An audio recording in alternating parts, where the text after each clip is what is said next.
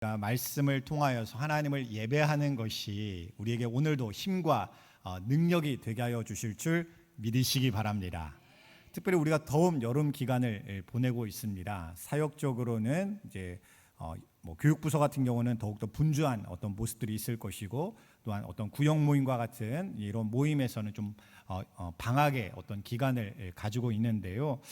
그럼에도 불구하고 우리가 신앙생활을 할 때에 교회에서 무엇을 어떻게 하느냐에 따라서 우리의 어떤 영적인 상태나 어떤 신앙생활의 어떤 수준, 여러 가지 부분들이 영향을 받을 수밖에 없습니다. 물론 교회가 전부는 아니에요. 교회가 전부는 아니지만 교회를 중심으로 어떤 모임과 훈련과 또한 예배를 드리는지에 따라서 우리의 신앙이 달라질 수밖에 없다는 것입니다. 그래서 지역교회가 참 필요하고 중요한 것은 그 지역의 복음화를 책임질 뿐만 아니라 교회에 속한 성도들이 올바른 신앙의 근간을 가지고 건강하게 신앙생활을 할 수 있도록 지키고 돕는 그런 역할을 지역교회가 해야 하기 때문입니다. 교회가 이런 역할을 잘 하고 있느냐 또 못하고 있느냐, 이런 것들을 점검할 수 있는 한 가지는요, 성도들이 예배에 대해서 어떻게 생각하느냐를 보면 좀 알 수 있는 것 같아요. 예배를 통해서 내가 더 은혜를 받고자 하는 그런 마음이 내 안에 있다면, 우리 가운데 예배에 대한 어떤 사모함과 어떤 기대함이 우리 가운데 좀 더 많이 있다고 한다면, 그 교회, 그 공동체는 살아있는 교회, 역사하는 교회의 어떤 정체성을 가지고 있다라고 판단할 수가 있을 것입니다. 그런데 반대로 예배가 충분하지 못하면요, 다른 사역으로 막 이것저것을 보완한다고 해서 그것이 막 채워지느냐라고 하면은 잘 그렇지는 못하더라고요. 예배가 전부는 아니지만 예배에서 은혜가 부어지지 아니하고 예배를 통해서 하나님을 가까이 만나는 그런 성령 충만함의 역사하심이 우리 가운데 일어나지 아니하면 막 여러 가지 모임과 여러 가지 활동과 여러 가지 훈련들을 우리 가운데 잘 이루고 있다고 할지라도 그 교회가 하나님의 역사하심을 경험하고 있는 건강한 교회이냐라고 판단할 때에 그러기가 굉장히 어렵다라고 할 수가 있다는 것입니다. 그만큼 우리가 예배를 어떻게 드리는지는요, 신앙생활의 매우 중요한 요소이자 기준이다라고 할 수가 있습니다. 그런 의미에서 오늘 본문 말씀은 우리가 어떤 마음을 가지고 신앙생활을 해야 되는지에 대해서 말씀하고 있는데, 특히 이 시편과 같은 시편을 마스길이라는 그런 표제를 가지고 부르고 있습니다. 이런 시편 같은 경우는 보통 어떻게 분류를 할 수가 있냐면, 단순히 우리의 생각과 마음을 가지고 하나님을 찬양하는 데서, 기도하는 데서 그치는 것이 아니라 이 시편을 통하여서 우리의 신앙과 삶 가운데 하나님의 지혜와 깨달음을 주시기 위한 그런 시편의 내용을 마스길이라고 부를 수가 있어요. 그래서 이제 오늘 시편도 그런 시편 중에 하나인데요. 그래서 오늘 말씀의 첫 구절은 우리가 너무나도 잘 알고 있는 성경 말씀으로 시작하고 있습니다. 우리가 1절 말씀 우리 함께 읽도록 하겠습니다. 하나님이여, 사슴이 시냇물을 찾기에 갈급함같이 내 영혼이 주를 찾기에 갈급하니이다. 아멘. 그렇습니다. 우리가 예전에도 이 구절을 다른 설교 가운데 나눈 적이 있는데요, 가뭄이 들어서 좀처럼 물을 찾지 못하는 그런 시기에 목이 너무 마른 사슴이 마실 물을 찾아 돌아다니는 그런 상황을 묘사하는 구절이 오늘 우리가 읽은 1절 말씀이라고 하였습니다. 저 같은 경우는 이제 물을 마실 때 물을 많이 마시는 게 중요하고 좋은데 물을 잘 많이 못 마시겠더라고요. 그래서 보통은 거기에 녹차를 타 마시거나 아니면 커피를 좀 더 묽게 타가지고 많은 물들을 마실 때가 있습니다. 오늘 시편 같은 경우도 제가 물에 대해서 이렇게 읽다 보니까 평상시보다 2배, 3배 물을 일부러 좀 더 마셨던 것 같아요. 그런데 이것은 우리가 좀 더 물을 맛있게 먹으려고, 좀 더 이렇게 잘 마시려고 하는 그런 정도의 수준과 선택이라고 한다고 한다면, 오늘 본문의 내용은 그런 차원의 문제가 아니죠. 있으면 좋고 없으면 아쉽다 정도의 차원이 아닙니다. 그런 게 아니라 없으면 어떻게 되는 거예요? 없으면 죽는 거예요. 생존을 위하여 절박하게 물을 찾고 있는 것입니다. 이런 모습을 가지고 하나님의 은혜를 사모하고 있는, 하나님을 찾고 구하고 있는 그런 심령의 상태에 대해서 1절 말씀이 고백을 하고 있는 것입니다.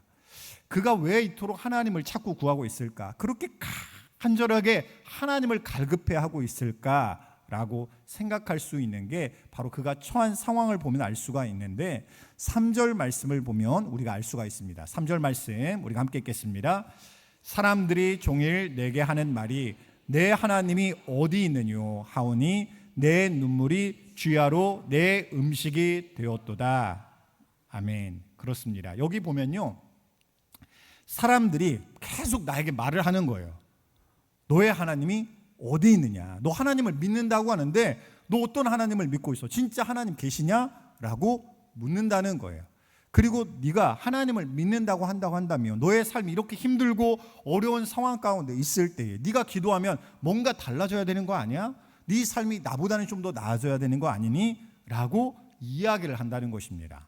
근데 그 이야기를 어떻게 하고 있냐면요, 3절에서 보면 종일 하고 있다는 거예요. 나를 볼 때마다, 나와 만날 때마다, 내가 생각을 할 때마다 그런 생각의 말들을 계속해서 나에게 이야기를 하면서 나를 괴롭게 하고 있다는 것입니다. 그래서 이 시편 기자는 이 말을 들으면서 항상 가슴에, 마음에 상처를 입게 되는 거예요. 그래서 어떻게 자신의 상태를 설명하고 있냐, 내 눈물이 주야로 마를 날이 없다라고 그렇게 표현을 하고 있습니다. 더욱이 이어진 4절의 말씀을 보면요, 어떤 내용이 나오냐면 예전 생각이 나는 거예요.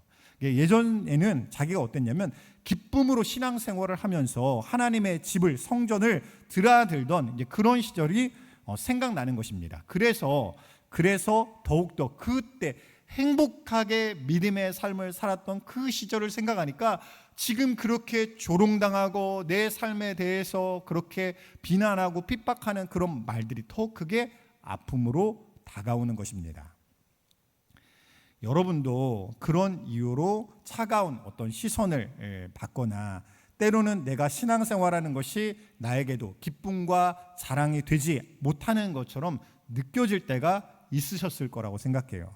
또 하나님을 애타게 찾고 불러도 하늘에 문이 막힌 것처럼 우리의 마음이 고갈될 때까지 아무런 은혜와 응답이 막 나에게 부어지지 않는 것 같은 그런 순간들이 있으셨을 것입니다.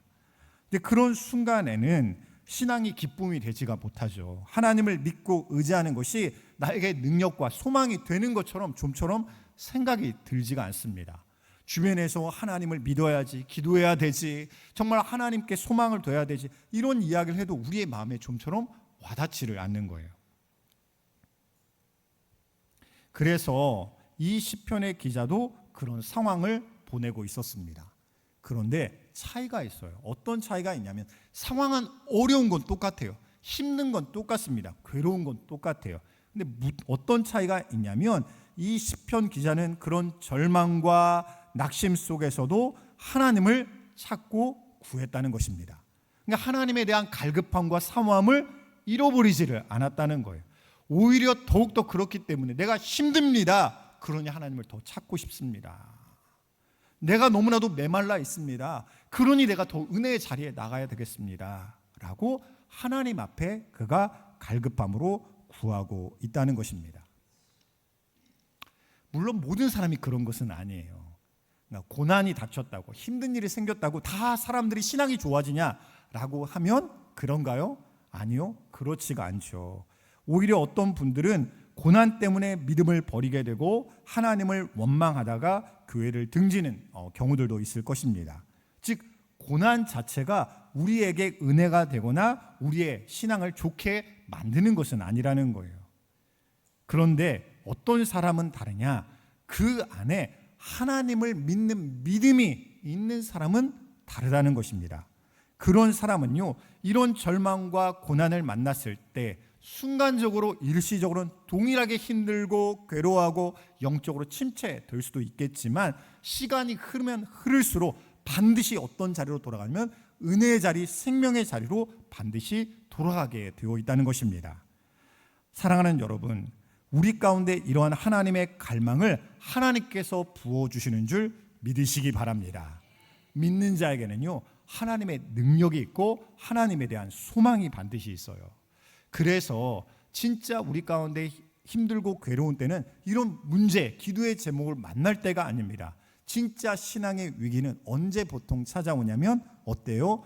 내 삶에 편안하고 형통하여서 절박하고 간절하게 기도할 제목이 나에게 없어 라고 생각되는 그때가 신앙의 위기일 때가 더 많다는 것입니다. 그래서 존 파이퍼 목사님 같은 경우는 이런 상황에 대해서 이런 표현을 사용한 적이 있어요. 하나님을 향한 가장 큰 걸림돌은 독이 아니라 애플파이다.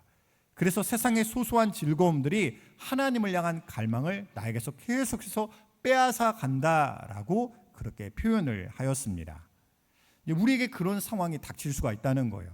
그러면 그렇게 될 때 하나님은 우리를 향해서 어떻게 하실까?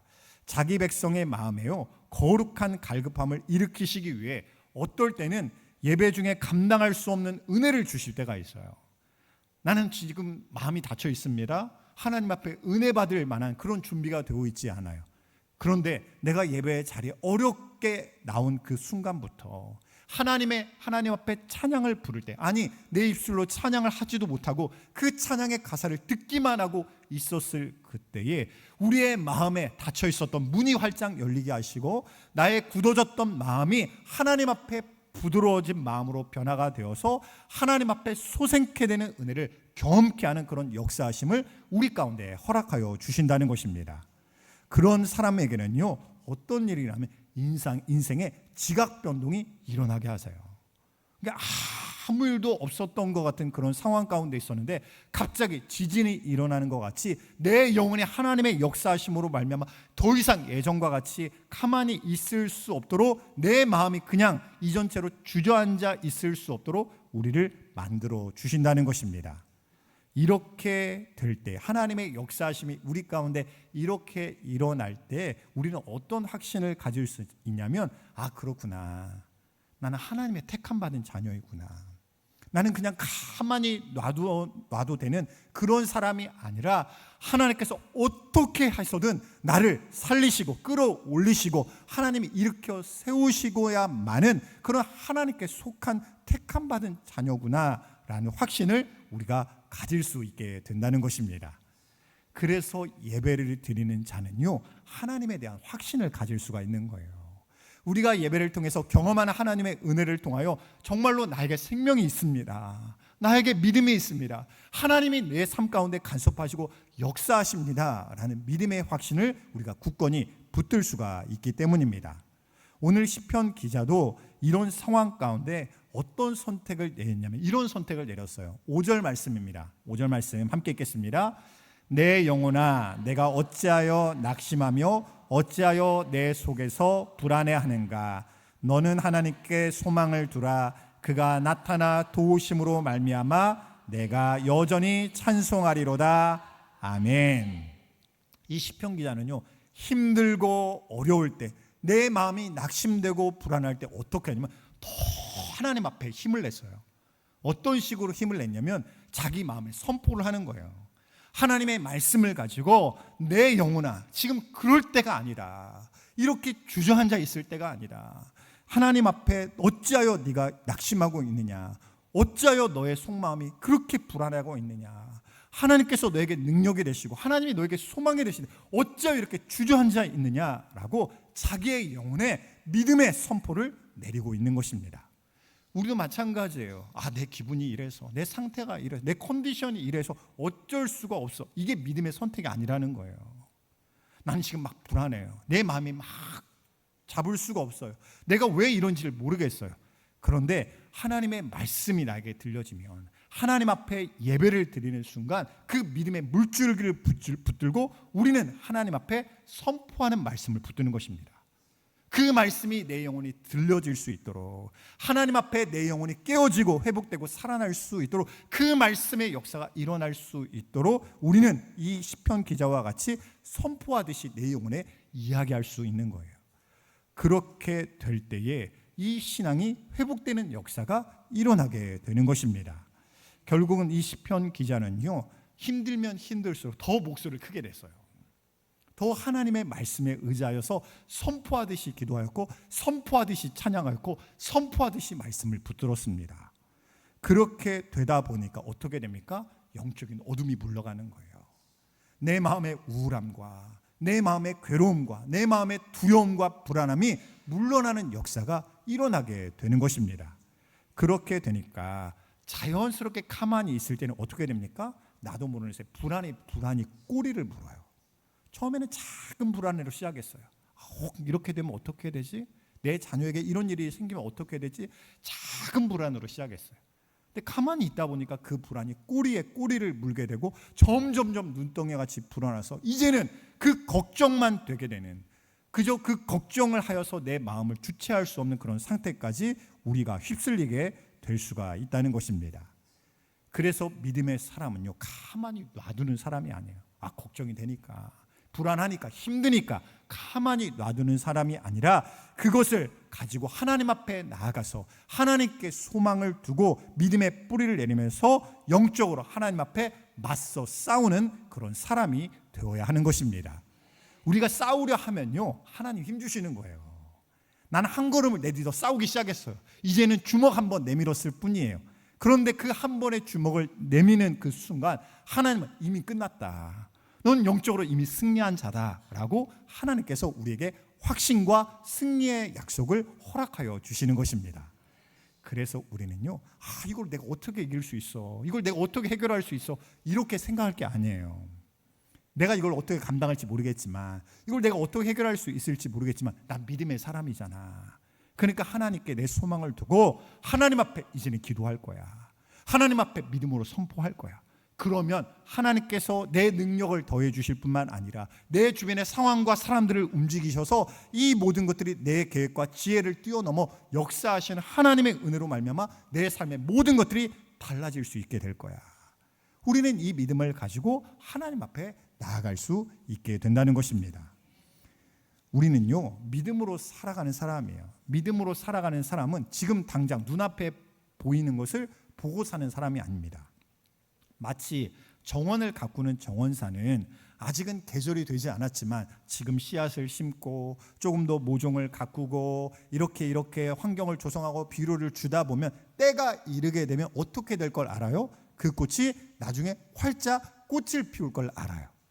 아직은 눈에 보이지 않지만 내가 지금 이 시기에 믿음의 어떤 행동을 성실하게 감당하다 보면 그때가 다다르면 반드시 이런 모습으로 변화가 될 거야 라는 확신을 가지고 그렇게 만들어 갑니다. 우리도 마찬가지라는 거예요. 아직은 눈에 보이지는 않지만 내가 믿음의 발걸음을 멈추지 아니하고 오늘도 하나님 앞에 믿음의 씨앗을 심는 것 같이 성실하게 하루하루를 내가 살아가다 보면 그 하루하루가 쌓여가다가 하나님의 예정하신 때, 하나님의 택하신 때, 하나님의 응답하시는 때가 오면 이것이 하나도 헛되지 않도록 하나님 반드시 역사하실 거야 라는 믿음을 가지고 우리도 살아갈 수 있게 된다는 거예요. 우리의 신앙은요, 한 번의 예배로 끝장을 보는 사람이 아니에요.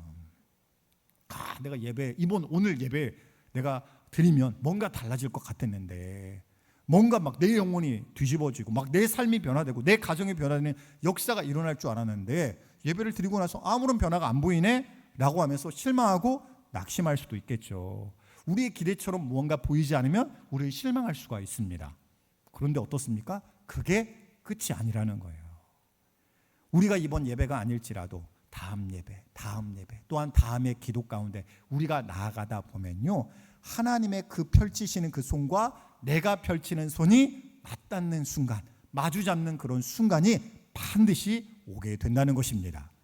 그때를 우리가 믿어야 우리가 내미는 손을 먼저 내려뜨리지 않을 수가 있어요.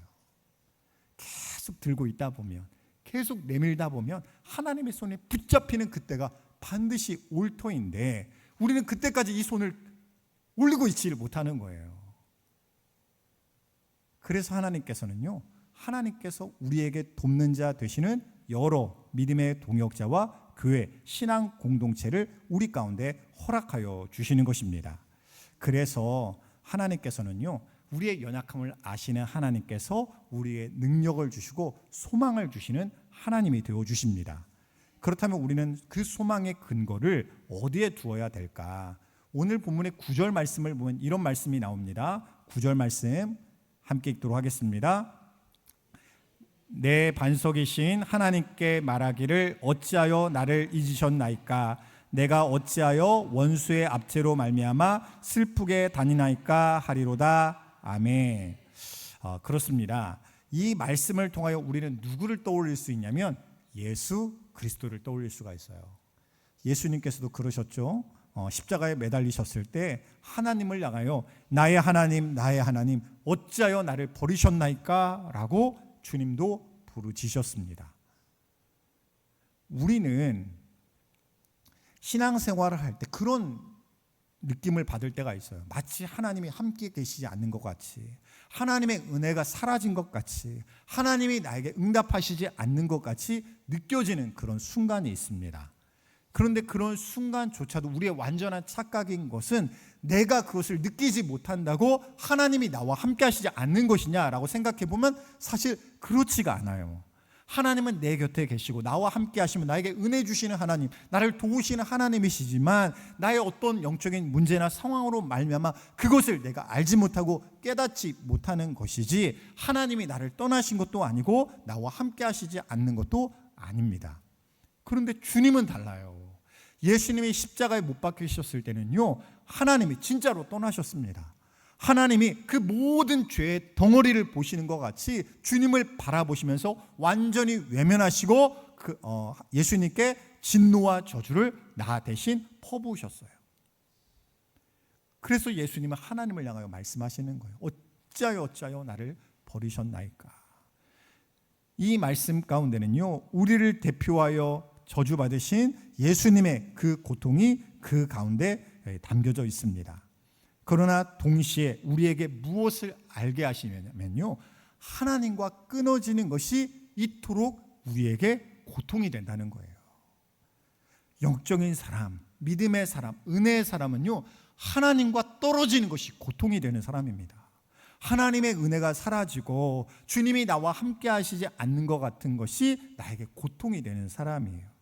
다윗도 그랬죠. 다윗도 그런 삶의 여러 순간 가운데 이것도 힘들고 저것도 힘들고 진짜 힘든 건 뭐였냐면 하나님이 나와 함께 계시지 않는 것 같아요 라고 느껴지는 게 그에게 가장 큰 고통이 되었습니다. 그래서 나중에는요, 진짜 그의 왕의 자리를 잃어버린 것 같고 그 왕성에서 도망치는 그런 순간에도 그가 붙들었던 건 뭐냐면 지금도 나와 함께 하시는 하나님, 하나님의 은혜 베푸셔서 나를 돌아가게 하실 그 하나님을 믿고 바라보는 것을 그가 포기하지 않게 되었던 것입니다.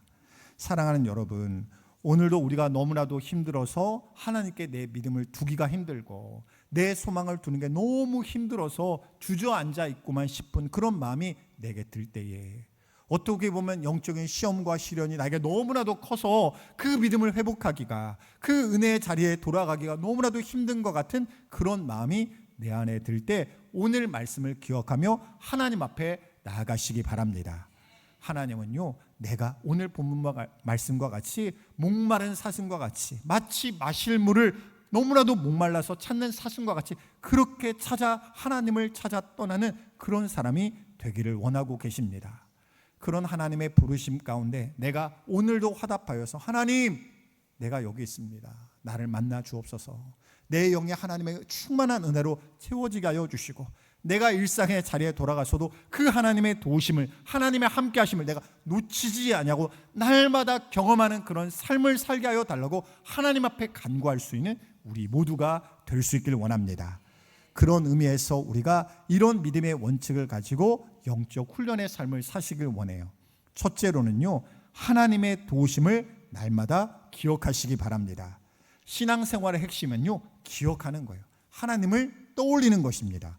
하나님께서 과거에 우리에게 어떻게 선한 일로 인도하여 주셨는지, 고난 가운데 어떻게 함께 하셨는지를 의도적으로 기억하시기 바라요. 우리는 잊기는 잘하는 존재죠. 망각하기는 굉장히 쉽게 하는 사람들입니다. 그런데 하나님은 우리를 그렇게 쉽게 잊으실까요? 아니죠. 하나님은 결단코 우리를 잊지 아니하시는 하나님이십니다. 그래서 이사야서를 보면 어떤 말씀이 있냐면 그들이, 즉 우리죠, 우리가 혹시 잊을지라도 나는 너희를 절대로 잊지 아니할 것이다 라는 말씀이 있어요. 내가 잊을 수는 있어요, 하나님을. 근데 하나님은 나를 결단코 잊지 아니하신다는 거예요. 우리가 이런 하나님의 신실하심을 기억할 때에, 그 하나님의 은혜를 날마다 떠올릴 때에 우리의 믿음이 더욱더 튼튼해지고 견고해질 줄 믿으시기 바랍니다. 다른 한 가지는요, 하나님을 영광을 위하여 기도하시는 것입니다. 우리는 하나님께 우리의 솔직한 아픔과 고통을 아뢰을 수가 있어요. 하나님, 내가 이렇게 아픕니다. 이렇게 괴롭습니다. 난 이것 때문에 넘어집니다. 이것이 저에게 못 박힌 그런 가시와 같은 아픔이 됩니다. 라고 우리는 진실되게 솔직하게 하나님 앞에 기도할 수가 있습니다. 이거는 하나님이 기뻐하시는 기도예요. 정말 우리가 하나도 가리지 않고 내 마음에 정죄될 여유조차 없는 그런 아픔을 가지고 하나님 앞에 기도하는 것이 너에게 너무나도 필요하고 중요하다 우리에게 말씀하고 계시기 때문이에요. 그런데 우리의 기도가 여기에서 끝나서는 안 된다는 것입니다. 우리의 수치와 아픔을 어디로 연결시킬 수 있으면 하나님의 영광과 뜻과 연결시키는 기도까지 나가야 되는 거예요. 하나님, 나는 이것 때문에 너무나도 아프고 힘든데 하나님은 나의 무엇 때문에 그렇게 아프십니까?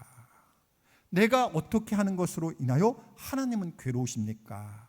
내가 어떻게 변해야, 어떻게 달라져야 하나님의 마음이 달라지고 하나님의 뜻이 이루어질 수 있겠습니까? 라고 우리는 거기까지 나아가는 기도의 사람이 되어야 한다는 것입니다.